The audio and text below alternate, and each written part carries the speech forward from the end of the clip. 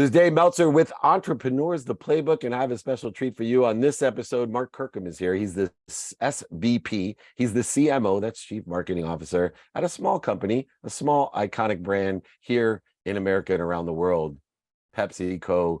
Welcome to the Playbook, Mark. Hey, thanks so much. Appreciate it, Dave. Nice to meet you and great to be on the show. Well, it's great to have you because I want to talk about the old traditional parts of marketing of how to build a brand, how to build an iconic brand that awareness ranges around the world. When people see the name and the logo, they know exactly what they're going to get, who they're going to get, and how they're going to get it, which is, sometimes lost today in this virtual, amplified, perpetual content type of world. So I want to take us back to some basics in iconic brand building. What things apply today, Mark, with all the amplification in individual silos, unlike the traditional three media silos that existed when you probably started your career? What are some of the basics that still hold true today to build an iconic brand like Pepsi? Look, I think the two basics that have to hold through are authenticity and relevance. And I say they're generic terms in many ways, but actually they're probably more important today than they ever have been. And the reason is because the media landscape is so fragmented, because how you build brands is in many ways so different from where it was 15, 20 years ago. If you think about the definition of the word iconic, it's all about imagery. It goes back to Latin roots and statues and what made something an icon. And in the history of marketing, it was that visual representation of a brand. And many of us got away from doing very simple things to represent that visually on pack, on TV, in store, what have you, for a long, long time. And it worked just great, to identify with and deliver on what people would say is make something iconic. But in today's world, it can't just be those things. And I think it creates great opportunity and also some challenges. So for me, if you are building brands in authentic ways that are relevant to a new generation of consumers, then you can be iconic. But if all you do is do the old stuff the same way and expect, the same results, I think that's the paradigm shift. Is what makes something iconic is fundamentally the same, but how it becomes iconic is actually very different. So how you engage consumers, how you tell stories, how you relate to people, how you drive relevance, it's just different. And I think as marketeers, we have to evolve and adapt to be iconic and help establish, or in some cases, reestablish the iconicity of our brands.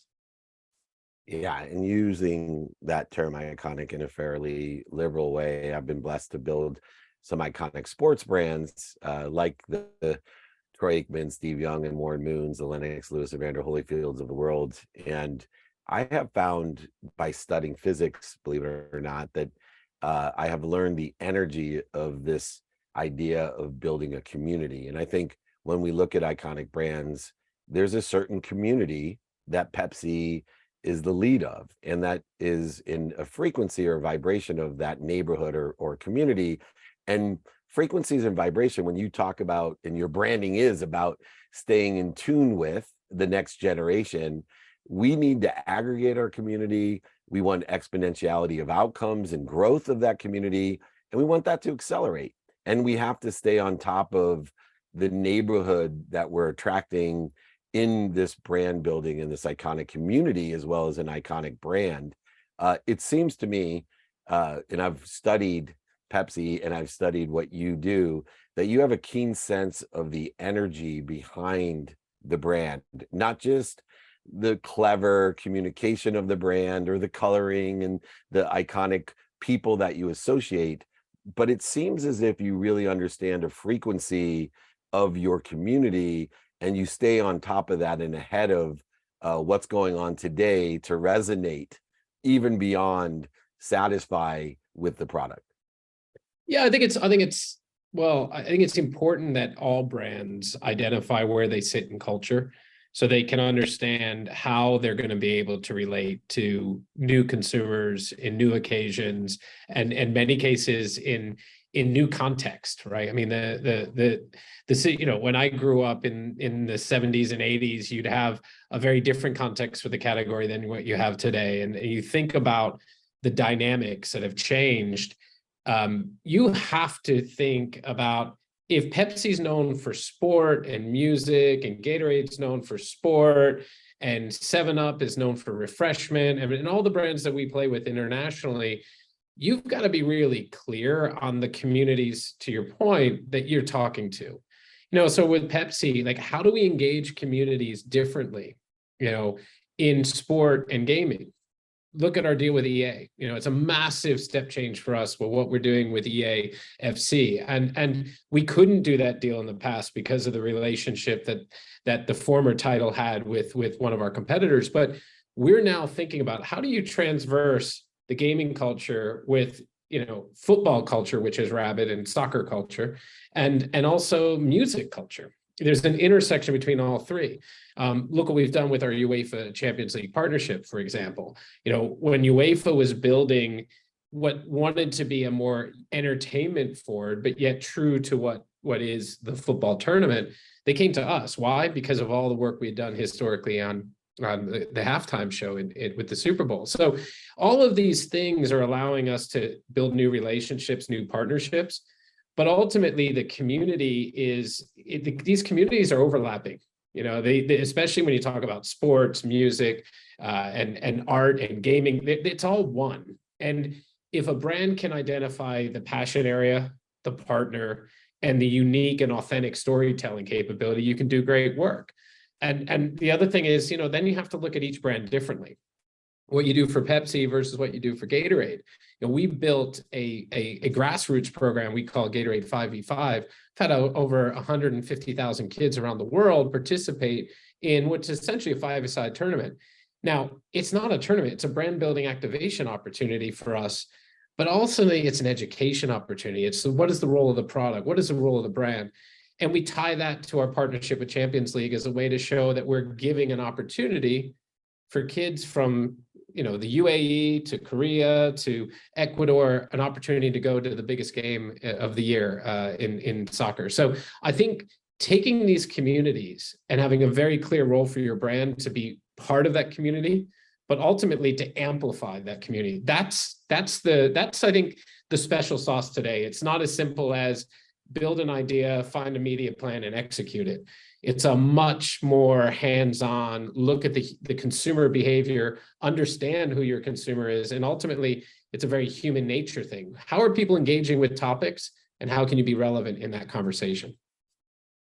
Yeah, the amplification, as we look at the building of a brand and how it's changed over the years, you and I both have experience in marketing where it was a direct to consumer brand. You know, we would put it onto a commercial, and whoever watched that commercial would be impacted by that commercial and hopefully adopt or adapt to whatever the messaging was in order to facilitate this community that Pepsi's been so successful at building.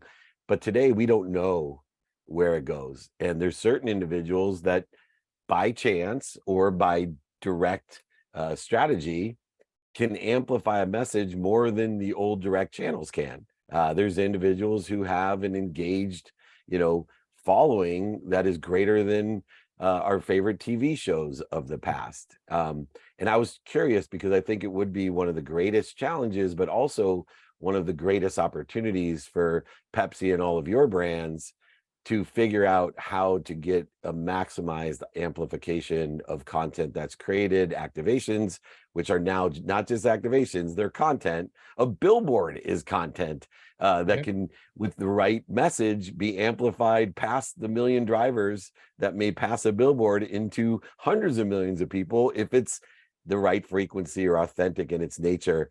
How, in your mindset, are you dealing with a strategy that's not as controllable as in the past, being able to now really take advantage of how we can get exponential results?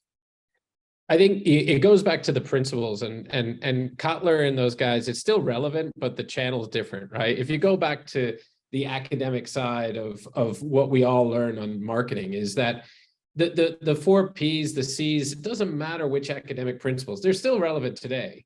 It's not the what, it's the how. And the how, to your point, if I go back to the 80s and think about what role did Michael Jackson play, I could argue that we've got plenty of influencers like Luva in Brazil, who you probably don't even know, this amazing kid who's really blown up just by doing Recibe and just bringing himself into the mainstream of culture in football. You know, he's serving that similar role in a new way. And you can see it even with talent deals. And, you know, you've done a lot of work with talent. Those talent communities are sometimes bigger than the team itself. And that talent now represents not just a ambassador or endorser, it's a channel. It's a medium. It's much more in terms of the role they play in helping you tell your narrative. So I think this idea of, you know, the fundamentals of marketing haven't changed. The how has, and if you don't embrace the how, then frankly, you'll be lost. And if you're not thinking about these new channels, the influencers, the use of talent differently, and even to your point of the billboard, how traditional medium is actually a new way to have a different conversation. And we just did a project with Stormzy, who's probably the top hip hop grime artist in the UK, with Spotify. Now, it wasn't simply hey, you know, text to win or scan a can to win a subscription. We literally created a world, 5 worlds, in fact, where we brought him to life in a completely new space and created interactive billboard advertising, 6 sheets, billboards, where you could actually engage with a concert. And ultimately, yes, we're going to give subscriptions away, and there's going to be a private gig later in the fall that only our fans can be part of. And this was with Rockstar.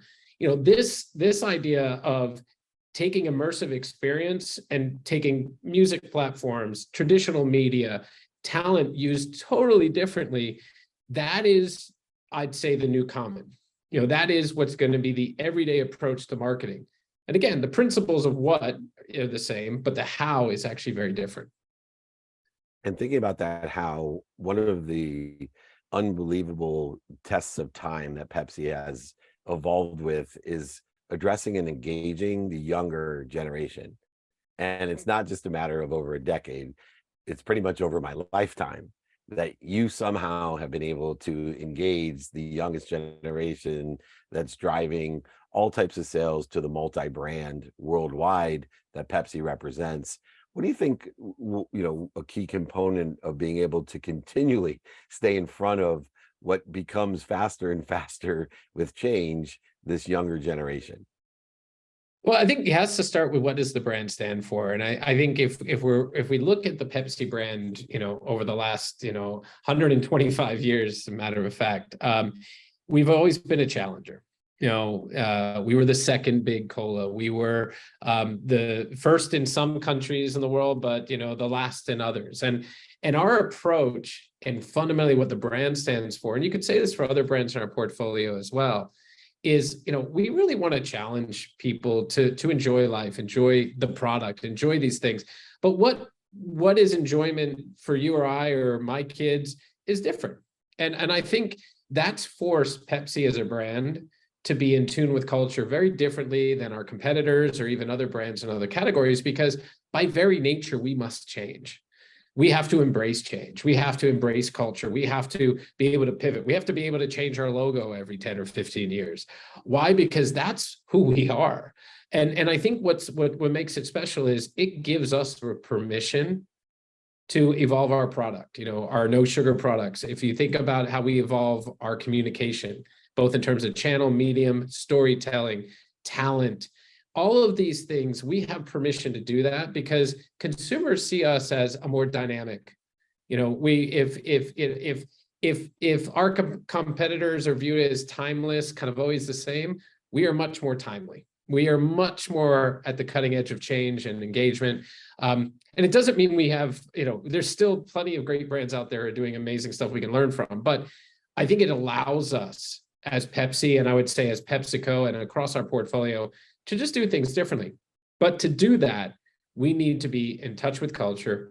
We need to hire the youngest, smartest, most talented people to do different things. We need to be able to invest differently because we may not have as much money as the next guy, but we can do things differently with it. These are the types of, I think, cultures and behaviors as marketeers we have to embrace. And to have a brand like Pepsi as an example that allows us, gives us permission to really challenge people and get people out there to enjoy life and ultimately our products, I think that's a great place to be when the world around you is changing so often. Yeah, and I do not want to discount one of the things is you get some of the greatest marketers in the world, like Mark, who works with one of the biggest and greatest iconic brands, is that none of it really works unless it tastes great. And so as you look at, I'm 55 years old. I love Pepsi, 7 Up, and Gatorade, just to name three of your brands. And it may have been the marketing that got me to try it, because it had a big cooler on the side of my football field when I was in Pop Warner.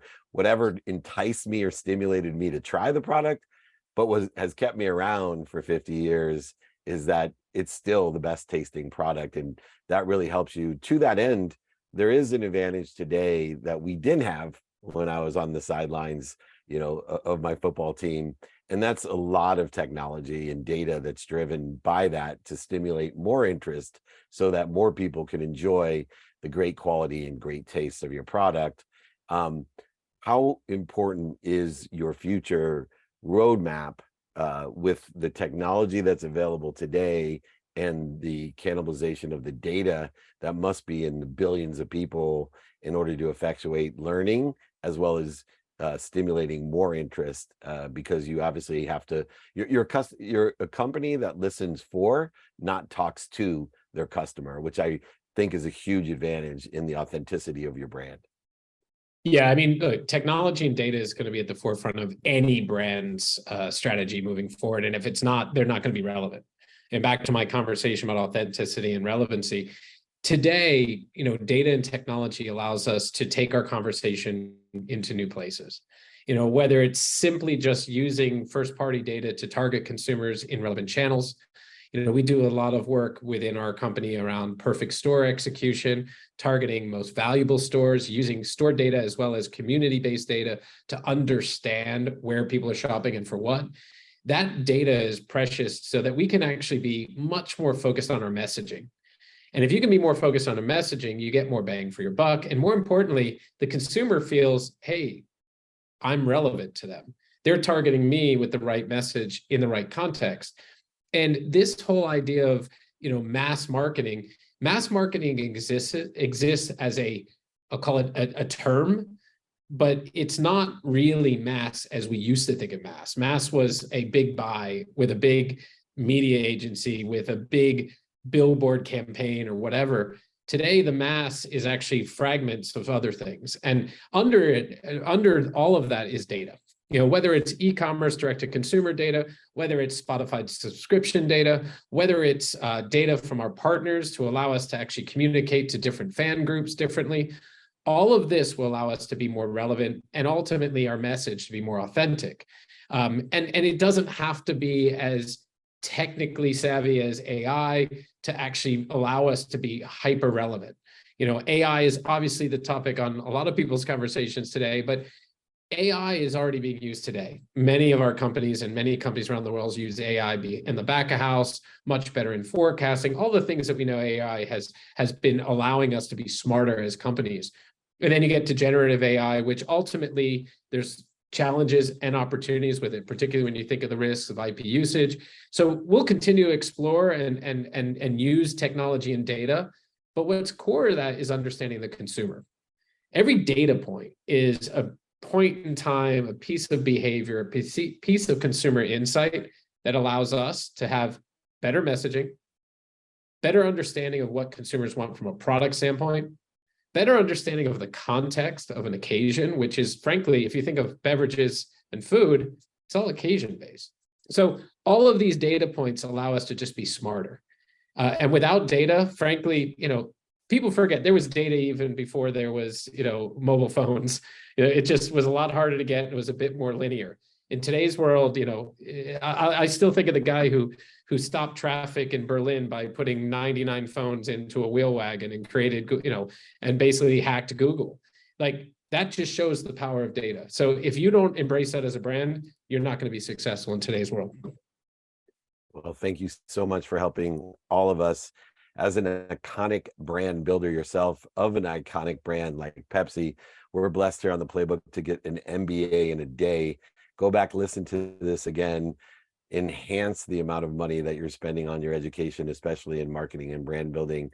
I'm personally going to go back after 35 years of being a brand builder and listening to the extraordinary advice and Playbook to success. We're blessed to have Mark Kirkham. He's the Senior Vice President and Chief Marketing Officer of PepsiCo, the iconic brand leader in so many different spaces. Thank you so much for joining me. This is David Meltzer on Entrepreneurs, the Playbook.